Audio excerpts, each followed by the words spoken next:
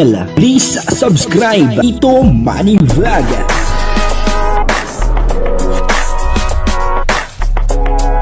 Payagan po si Tito Manny Vlog na mag-reactor para pambiling gamot sa kanya pong karamdaman. Wala masyadong records ng ng away. Kalingap Mikoy, may gustong makasama doon po sa bahay nila kasi sa ngayon ay dadalawa lang po sila doon. At talagang napakaganda nitong babaeng ito. Sabi niya ay talagang gusto niya makasama ito doon po sa bahay nila. Sabi niya ay soon. At makakasama din po nila itong babaeng ito.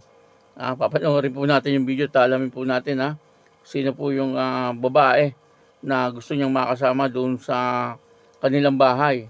Pero bago po yan, ako muna po bumabati sa inyong lahat ng magandang umaga, magandang tanghali at magandang gabi sa inyong lahat mga kapatid.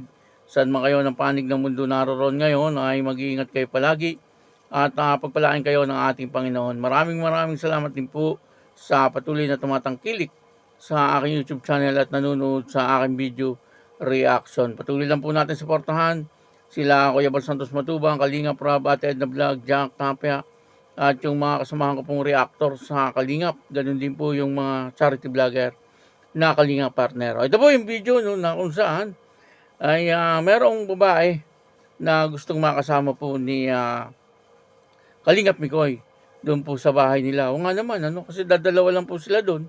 Dapat talaga ay meron po silang kasama doon.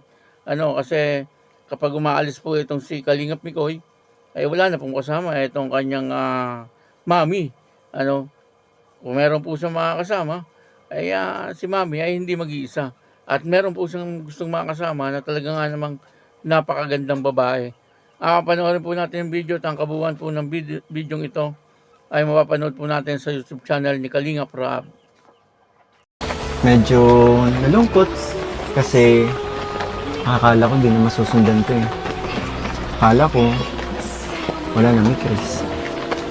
Pero kaya nga sa sobrang saya ko hindi ako nakapag-ready. Oo nga eh, yan. Bakit? Pag nawala ba ang motivation? Una sa lahat, mamimiss ko yung banding natin. Itong lugar niya. Kasi kung wala na may Chris, hindi na makakapunta dito. Tsaka, sila founder, sila scouter, lalo na si Kalingap Rob. Yung kulitan natin kapag nag-shoot tayo, diba? Nakakamiss. Kaya nasaya ko, nangyari na naman, diba? Saka, alam mo yun, yung mga nagmamahal sa atin, mamimiss ko yun. Kasi, alam mo ba, every time na nagbablog tayo, di ba pinaghahandaan ko. Kaya yung mga nagmamahal sa atin, yung mga napapasaya natin, mamimiss ko yun.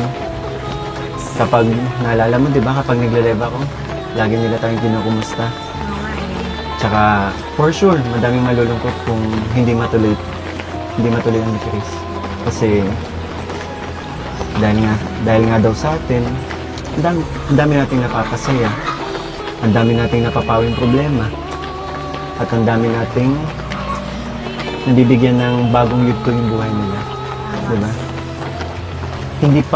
Hindi ako papayag na hindi mo continue ni Chris. Lalong-lalo na para sa'yo, diba? Lalo na wala pa ikaw sa rining bahay. Diba? Kaya ako ginagawa lahat ng ito, kaya ako ginagalingan, kaya ako sinisipagan para sa'yo. Kaya, huwag mo na akong sungitan, ha? Yung sungitan? Mukhang malabo yun. Kasi parang hindi naman kasi patas kapag nangaasar ka eh. Diba? Kasama na yun, pero hindi mo ba alam na ginagawa ko lang yun? Parang marami akong mapasaya. Yun nga, marami kang napapasaya. Nangiinis ka. Kasi nga, ginagawa ko nga lang kasi yun. Kasi, baka mapansin mo. Basta, ako, gusto ko lang naman, makapagtapos ako, makatulong kay naman. Dun sa bahay naman, sila kuya na bahala. Sila kuya Rab na kung ano man plano nila sa akin. kami lang matutulungan. Kasi ngayon, ako masaya na ako sa mga natatanggap namin ngayon, sa mga tulong na, yun, na utubo dun sa utang namin, yung unti-unti na nababayaran. Nakakain kami ng 3 beses sa isang araw. Yun ko lang, masaya na ako.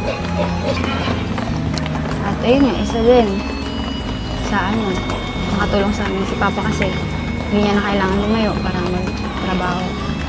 Kaya nga pero yung sa bahay, bonus na kung matuloy ba yun.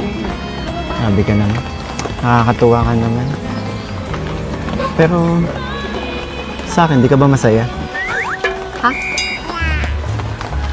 Ay, yun ko lang napansin, may ano pala dun. Oh, may sakit pala dun. At pala, kanina kinuha ko na. Hindi pa umuulan. Ayan. Ay, oo nga pala. Kumusta pala si Mama Mo Ellen? Si Mama Mo Ellen. Ayun. Excited nang makilala ka. Kasi nung nabalitaan ko na yung nangyari kay Mama Ellen. Ah, Nagdala lang ako. Akala si ko Mama okay naman na. Kahit papano, bumubuti naman yung kalagayan niya and nakakapaglakad na pero kailangan pa din niya ng suporta. And nakaka-mission, nakakasama na ulit ako sa mission pero hindi nga lang madalas kasi may mga times din kasing wala akong kapalitan para bumantay sa kanya. Tsaka, huwag mo din iwanan mag-isa yun. Oo naman. Alam mong si Mama na lang kasi yung rason kung bakit ako nagsisipag, bakit ginagawa ko to. And kami, alam mo naman yun, di ba? Kami dalawa na lang yung magkasama. And soon, nakakasama mo na din. Etong si Kalingap Mikoy ay medyo kinabahan. Kasi akala niya ay wala nang mikris. At sabi niya ay marami pa nga po siyang pangarap. Tungkol po kay Krista. Sabi niya ay kaya nga daw po ginagalingan niya dito sa mikris. Kasi ay wala pa nga daw pong bahay etong si Krista. Kaya yung lahat ng ginagawa daw niya po ay para nga po kay Krista. Upang sa ganon, siyempre, kapag ka po magaling ang mga bida, katulad po ni Krista at saka ni Kalingap Mikoy, ay marami po ang tumatangkilik, at maraming talaga natutuwa sa panunood. Nakakatawa naman po na ganun po ang hangarin ni Kalingap Mikoy. Yung kanyang mga ginagawa, na medyo makulit, minsan ay seryoso, at minsan naman ay kumakanta. Nakikita po natin na maayos yung pagtatrabaho ni Kalingap Mikoy bilang katandem ni Krista. At ang lahat po ng iyon ay talagang para kay Krista pala. Ang isa pa po ay may gusto raw po siyang makasama. Yan po ang thumbnail natin. Kasi dadalawa lang po sila ni Nanay Helen, doon po sa bahay nila. Siyempre, medyo may edad na rin si Nanay Helen. At ayun na nga, ikataon po na na-disgrasya ito kasi may pinuntahan. Siguro, kung may kasama po ito, ay maaaring hindi po nangyari yon yung mga ganung bagay. Pero malakas pa naman po si Nanay Helen. So nakikita ko po, ay talagang napakalakas pa ni Nanay Helen. At sabi nga po ni Kalingap Mikoy, ay gusto niya nga pong makasama dito. Siyempre, si Krista, sabi niya ay soon, makakasama ka din namin doon. Yung po sabi niya, di ba, sa bandang huli ng video. Yung joke po yun, siyempre marami po ang natutuwa. Kasi yun po ang gustong mangyari ni Kalingap Mikoy. Na sa bandang huli, ay magiging 3 na po sila doon. Kung sakaling silang dalawa ang magkakatuluyan. Kaya yun, maraming salamat po sa inyong lahat. At ako po si Tito Manny Vlog na nagsasabing God bless you all.